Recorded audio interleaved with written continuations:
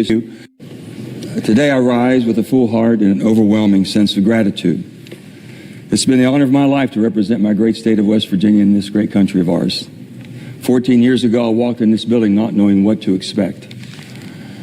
I had just left the best public service job of my life as the governor of my great state of West Virginia. Everything I knew about the Senate I had heard and listened and learned from Robert C. Byrd. Though I was stepping into his seat, I knew I could never, ever fill his shoes. But I truly believed that I could continue to bring our common sense West Virginia values to Washington and do even more for our great state and our country. I really believe that in my heart. Throughout my life as a public servant, I have seen the power of good people coming together to solve tough problems. Sometimes we thought it was impossible. We did it. Now, as my time here comes to an end, I want you to know that my belief in the potential of this institution and each and every one of you that represent it remains as strong as ever. And I've said this, I believe in you probably more than you believe in yourself at times. You don't come into politics looking for fame or fortune, or at least you shouldn't. You come in because you believe you can make a difference in helping your neighbor, your community, and the country that's given you so very much. I was not elected to take a side. I was not elected to take a side. I was elected to represent all sides. The only side I've ever truly believed in is the American side, which I believe we all belong to. And that's why I entered public service all those years ago. This was not a dream of mine to be a politician or be in public service. And I can say with a clear conscience that I've always tried to serve the people first, putting country before party, principle before politics. Each and every one of us are products of our environment. We are who we are because of who raised us, where we were raised, and how we were raised. It never should leave you. It never has. I was raised in Farmington, a little small coal mining town in West Virginia, where we learned early on that the best way to get ahead was to roll up your sleeves and get to work. Pretty simple. My grandparents were born in Czechoslovakia on my mother's side and Italy on my father's side. And they all came to the country in search of this American dream they heard about. They were thrown into survival mode early on, and they wanted a better life for themselves, but most importantly for the generations to follow. They all taught me the value of a good education combined with hard work and the importance of helping others. Always be conscious of your surroundings and the people around you. From them, I learned a core principle. You have a moral obligation to help those who can't help themselves. Very clear. But able-bodied people who fall on hard times don't need a continuous handout. What they really need is a hand up to get back in the fight of life. I believe the greatest gift you can give someone when they're struggling is a job. It's not just about earning a paycheck, it's about dignity and purpose and the hope that go with it. I've always believed that this was true for government too. Government is not designed to be your provider. It's designed to be your partner, and the best partner you've ever had. The most effective government programs are the ones that people get to work. They give them a sense of purpose and help and build a better future. During the Great Depression, and all of us who know our history, do you ever remember the federal government sending anybody a check? Not one time did we ever hear that FDR sent checks out. He sent hope, opportunity, and we rebuilt America. We did it. It put people back to work, and that's really what it's all about. Government is there to help you during difficult times. There are Americans out there today, many, many Americans all over our great country that need a second chance. They really do. And we should give it to them. That's our responsibilities. For example, in 1946, the federal government intervened to stop a nationwide coal strike because it was destroying our economy coming out of the war. Something had to be done. In exchange for returning to work, the United Mine Workers of America received a guarantee from the federal government that their pensions and their health care benefits that they had worked for and earned would be guaranteed for them, for their life. Over the next 60 years, Congress had to step up to make good on this promise, as individual coal companies' bankruptcies threatened to take away all that they had earned, everything. In 2019, after Murray Energy declared bankruptcy, the entire system was on verge of collapse. And nearly 100,000 coal miners, not just from my state, but all over the country, and their families were about to lose everything, nothing to look forward to. Every one of us stepped up, Democrats, Republicans, worked together to make sure we fulfilled the promise that the government made 60 years ago.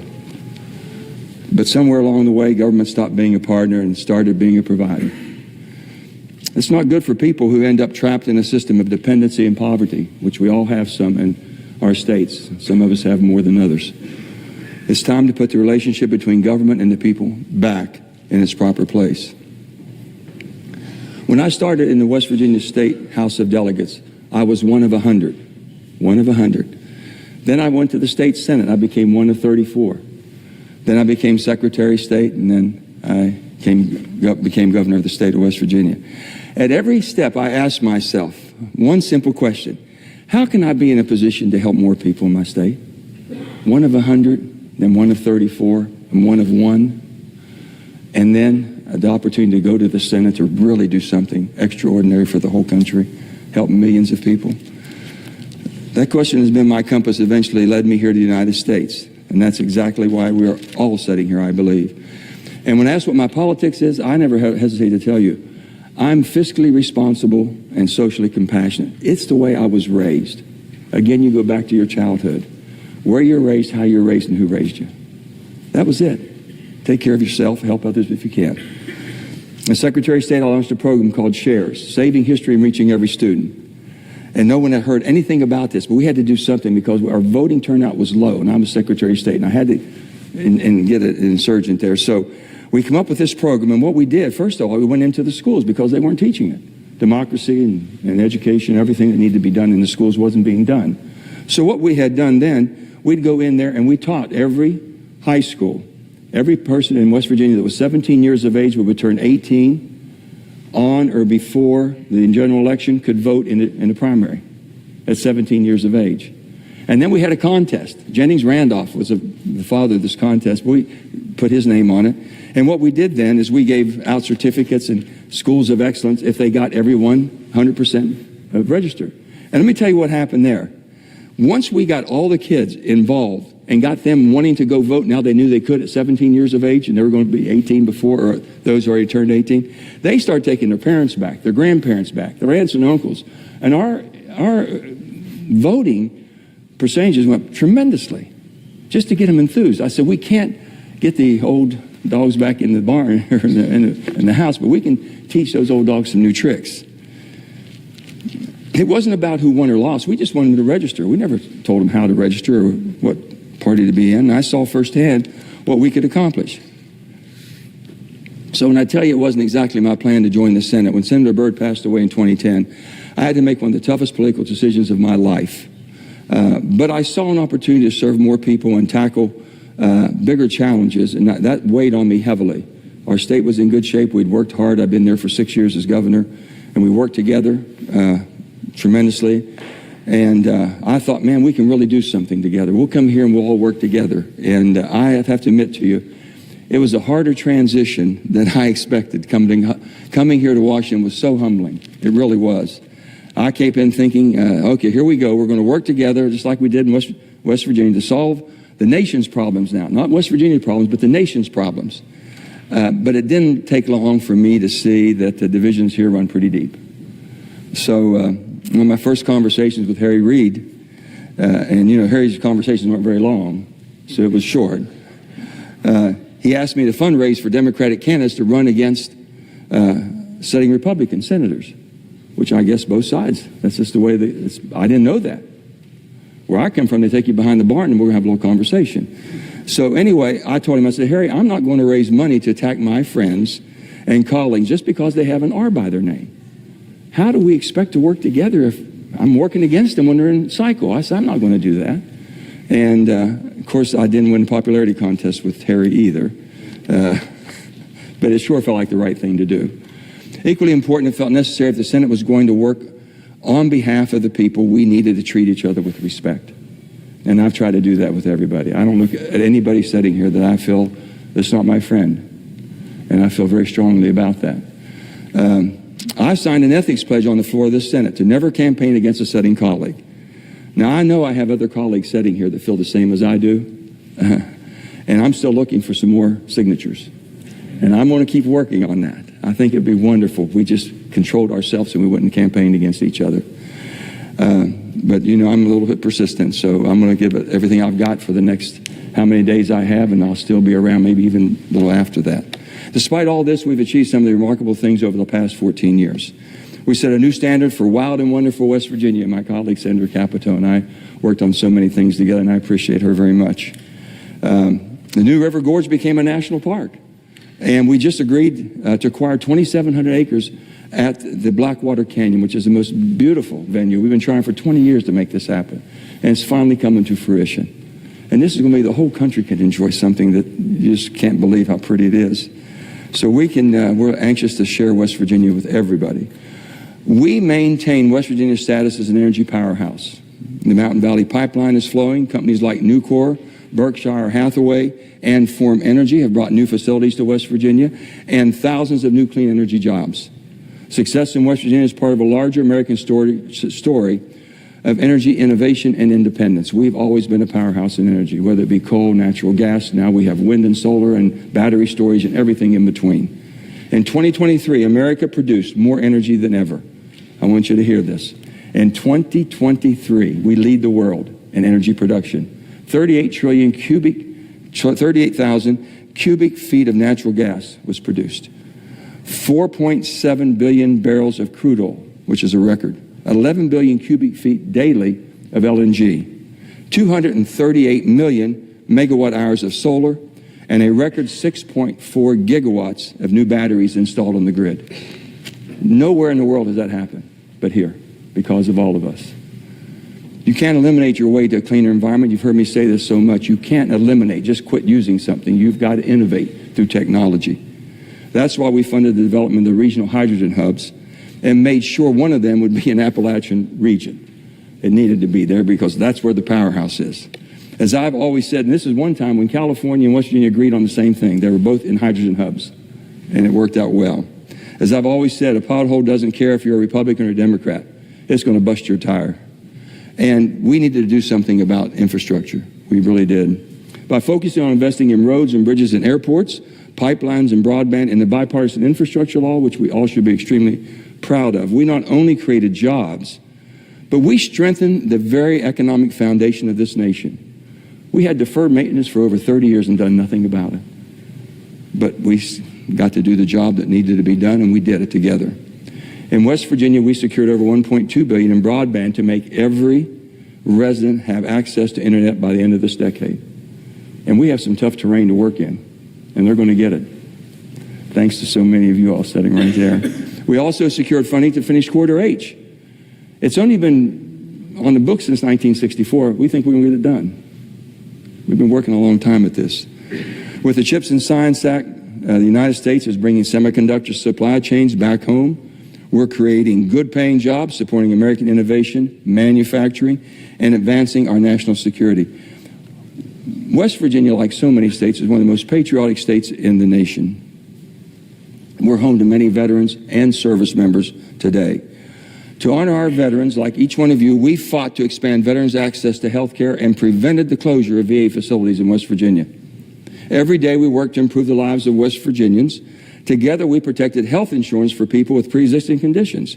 We brought down health care costs, including $35 for insulin, and for seniors, and established a multifaceted strategy to combat opiate epidemic. That is one thing that we have to conquer and we have to cure. It's just unbelievable what it's done to our country and each one of your states.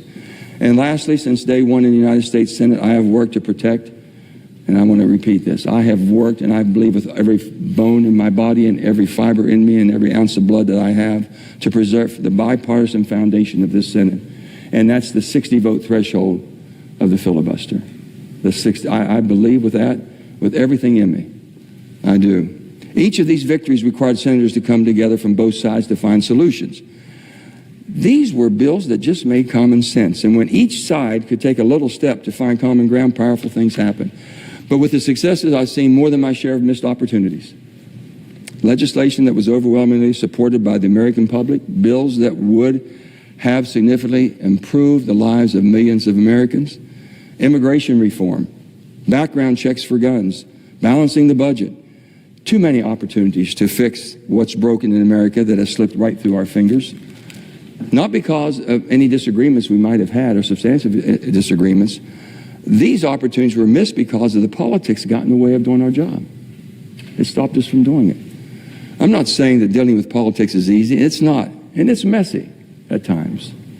I've had my share of tough votes.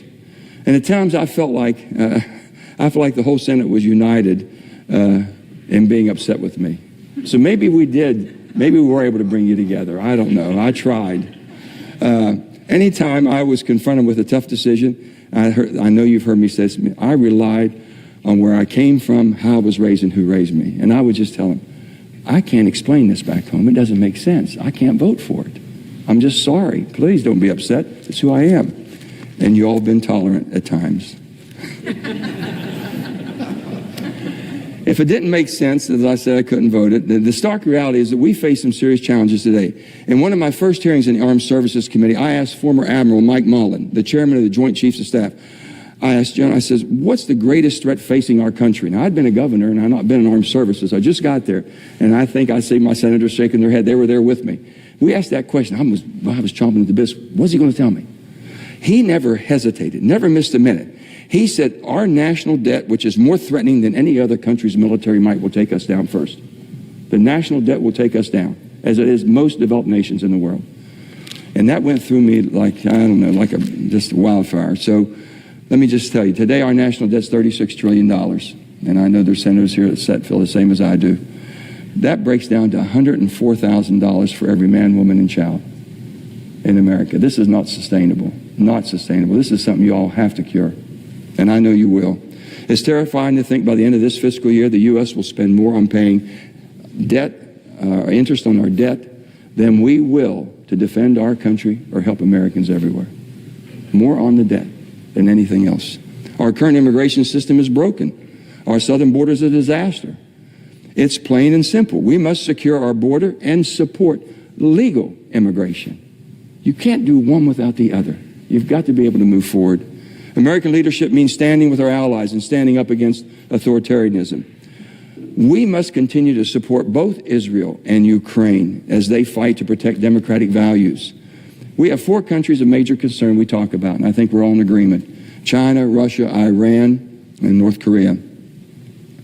All of which are basically challenging the international rules-based order, and they simply do not share our values. No matter what we do or what we say, and no matter what we try to entice with them, it's not going to happen. They don't share our values. And lastly, inflation is driving our high cost of living, and it has to be addressed. We can't kick this can down the road any longer. But there's nothing we can't solve if we just start working together.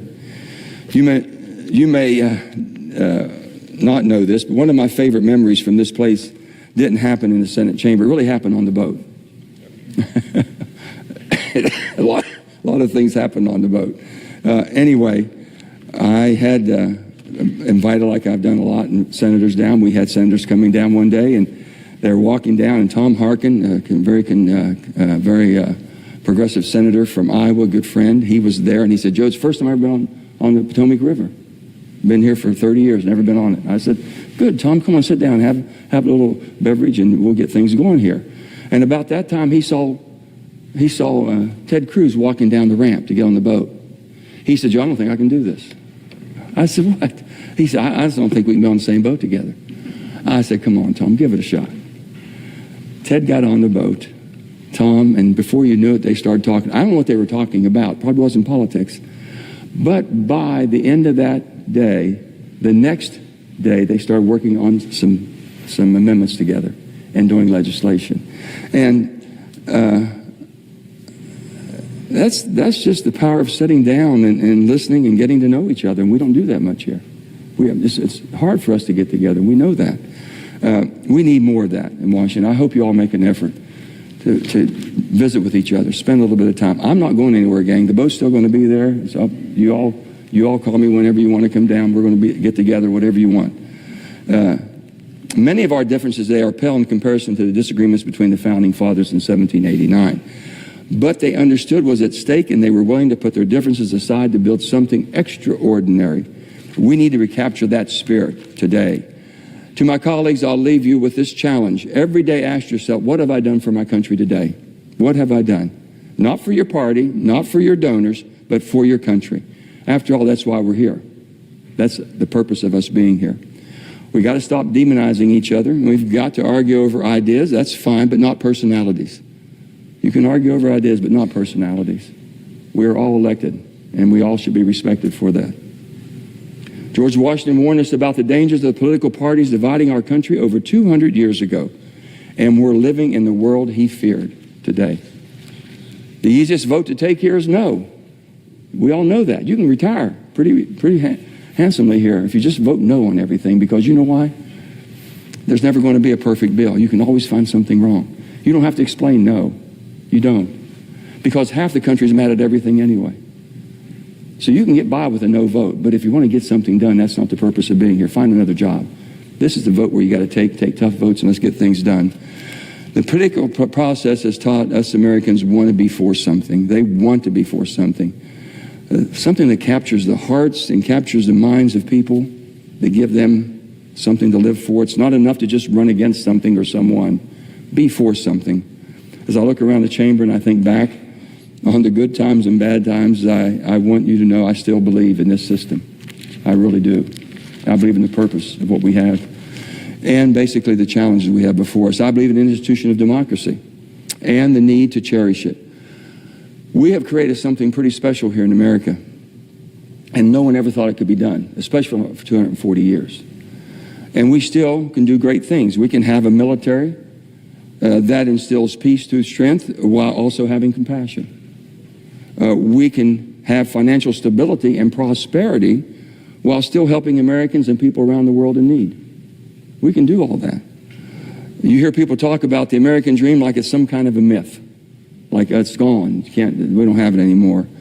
But I'm going to tell you this. I'm standing here, and as many of you are here, because of that American dream.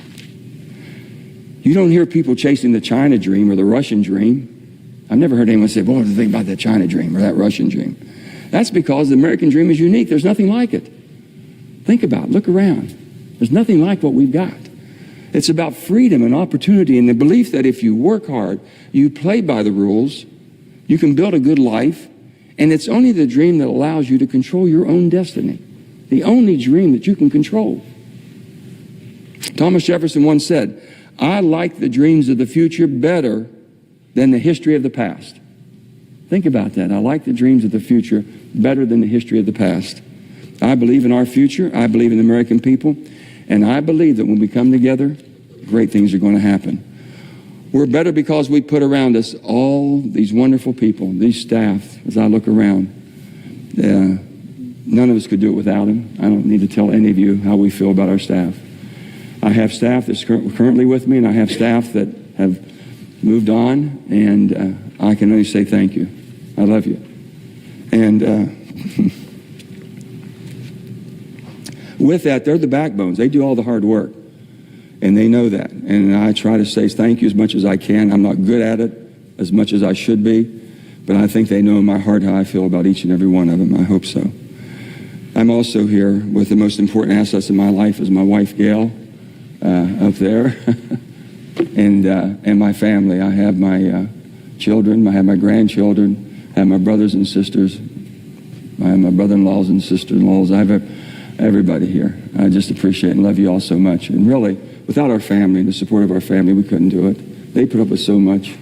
I always wonder why my Uncle Jimmy, Uncle Jimmy was really a character, why he was so missing at so many of the functions we had at holidays. He was always out politicking somewhere. They had to have him here or there. And I says, my goodness, we're more important than that. And then I found myself 35 years old getting into the same thing. I condemned him for not being around. It's a calling. It really is. So to my wife and to all of you, I want to say thank you. Love you, honey, and love all of you all. And I love all my staff and all of you all. I know you're going to do great things. And any of you all are looking for good staff, there's some good people sitting around here that you're going to maybe want to talk to. So as I told you, the boat's still going to be docked here. Anytime you want to have a gathering, please call. I'll be there. We'll put it on for you. We'll have a good time. We'll have the dancing and the music and all the... And Chuck said some nice comments on the floor today, but he left out one thing. Every time we've been on the boat, one thing we've done at the end of it, remember? From Lee Greenwood, proud to be an American. We all hug each other in a circle. That's what it's all about. That's more what the country needs right now. It needs more of us together, listening to each other, respecting each other, working together. So, I would like to say this. God has blessed me and blessed you with the opportunity to do something for a lot of people.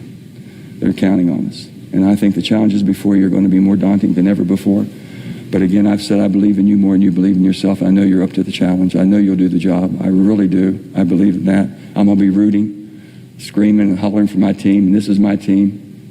All the D's and the R's and the I's in here is my team. And I love each and every one of you. Thank you for giving me the honor of a lifetime to serve in, I think, the greatest deliberate body the world has ever known and ever will know, the United States Senate. God bless the state of West Virginia. May God continue to bless the United States of America. You're here.